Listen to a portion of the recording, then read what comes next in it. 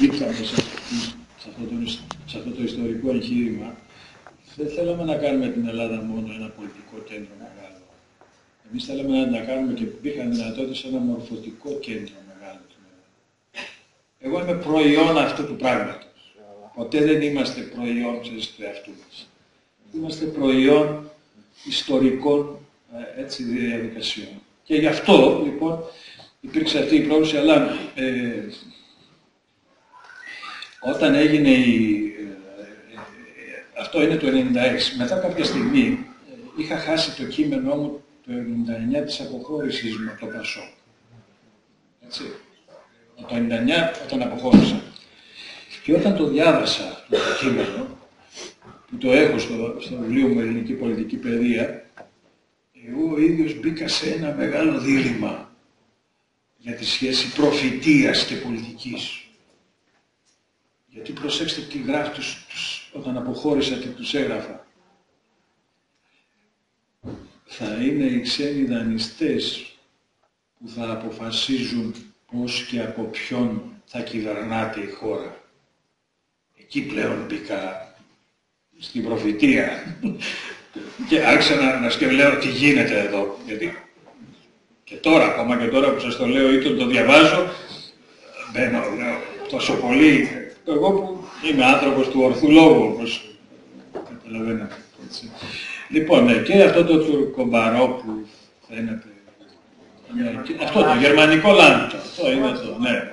Αλλά όμως είναι πιο συγκλονιστικό αυτό το, θα είναι οι ξένοι δανειστές και όλα αυτά. Νομίζω λίγο πολύ σας το είπα το τι, εγώ είμαι πολύ αισιόδοξος. Πολύ αισιόδοξος γιατί τώρα έχουν καταρρεύσει, γιατί σας το είπα από την αρχή, μην έχετε ερωτηματικά. Έγινε ό,τι είχαν στο μυαλό τους. Αυτή τη χώρα είχαν στο μυαλό τους. Όλοι τους. Δεξί και αριστερή. Σας είπα χαρακτηριστικά στις βιβλιοθήκες τους.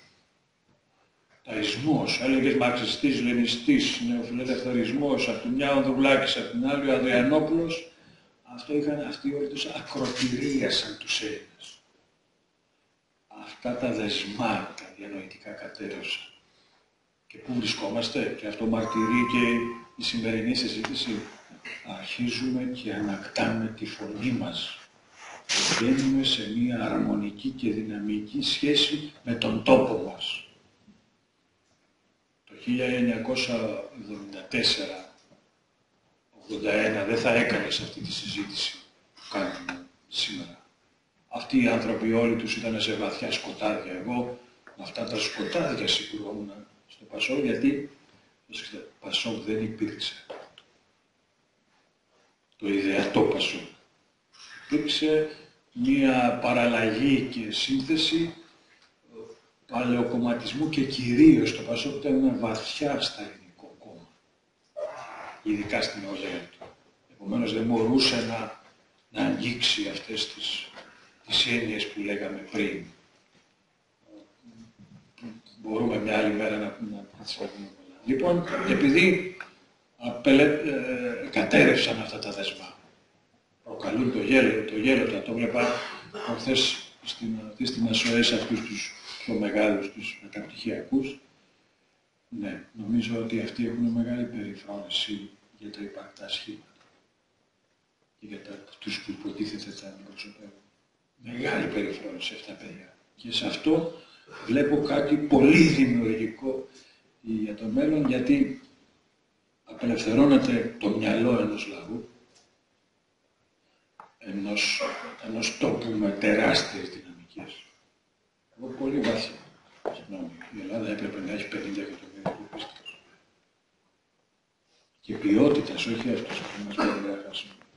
Είναι εφικτότατο και ακούστατο. Και για κάτι άλλο επιπλέον, στο κλείσιμο μου έγινε, γιατί μεγάλη, όπου έρχεται η ισοδοξία μου, γιατί ο κόσμος, άσχετα από το τι έγινε τώρα και τα χτυπήματα που μας κάναν, γιατί η Ελλάδα δεν γνώρισε την ευρωπαϊκή αλληλεγγύη. Όχι. Η Ελλάδα γνώρισε την εχθρότητα. Για πολλούς λόγους. Έτσι. Βέβαια, προσέξτε, η ευθύνη είναι εδώ.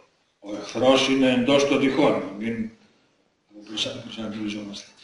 Είναι ότι παγκοσμίως, ειδικά στην Ευρώπη αλλά παγκοσμίως, επανέρχεται η ελληνικότητα σαν πολιτισμός, σαν ένα μεγάλο κοίτασμα στο οποίο ξαναβουτάνε διανοούμενοι στην Αμερική, σε όλο τον κόσμο σας έλεγα, ξαναβουτάνε για να βρούνε τους νέους δρόμους που οδηγούν σε μία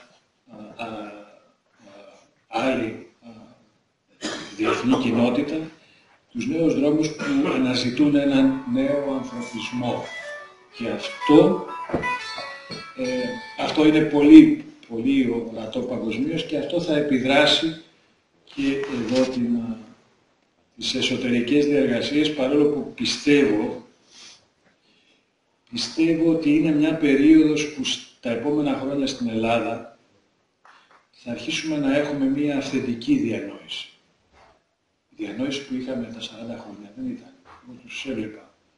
Αυτοί ξέραν η μεν τη Ρωσία και η δε την Αμερική. Την Ελλάδα δεν την ήξερα. Και μετά από πολλές δεκαετίες στην Ελλάδα θα αρχίσουμε να έχουμε μία διανόηση και πνευματική ηγεσία που θα την διαπερνούν όλες αυτές οι αξίες που διαπερνούν τον δικό μας πολιτισμό. Κοιτάξτε, αν δεν σαν οικονομία, σαν πολιτεία, σαν πολίτες, δεν μας διαπερνούν οι αξίες, οι αισθητικές, οι ανθρωπιστικές που διαμόρφωσαν αυτόν τον πολιτισμό, οι δημιουργικές. Πολλά μπορούμε να πούμε για ελληνικός πολιτισμός και δημιουργικότητα.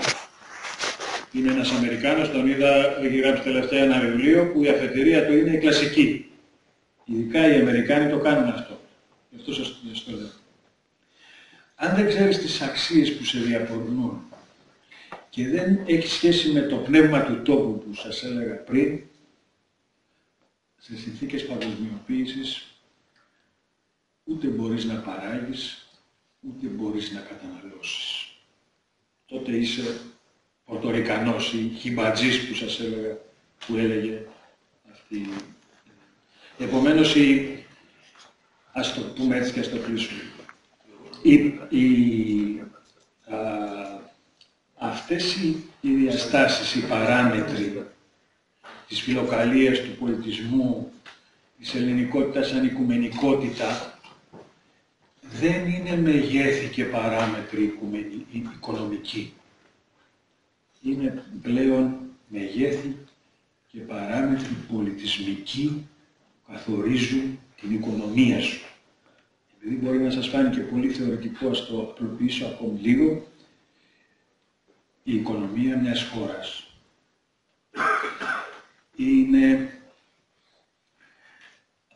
το στυλ των ανθρώπων της κοινωνίας της. Αυτό το στυλ παράγεις, αυτό μπορείς να εξάγεις και αυτό σε προστατεύει από την εισβολή προϊόντων σκουπιδιών. Η οικονομία μας λοιπόν έχει ταυτότητα, πρέπει να έχει. Κυρίως πολιτισμική ταυτότητα.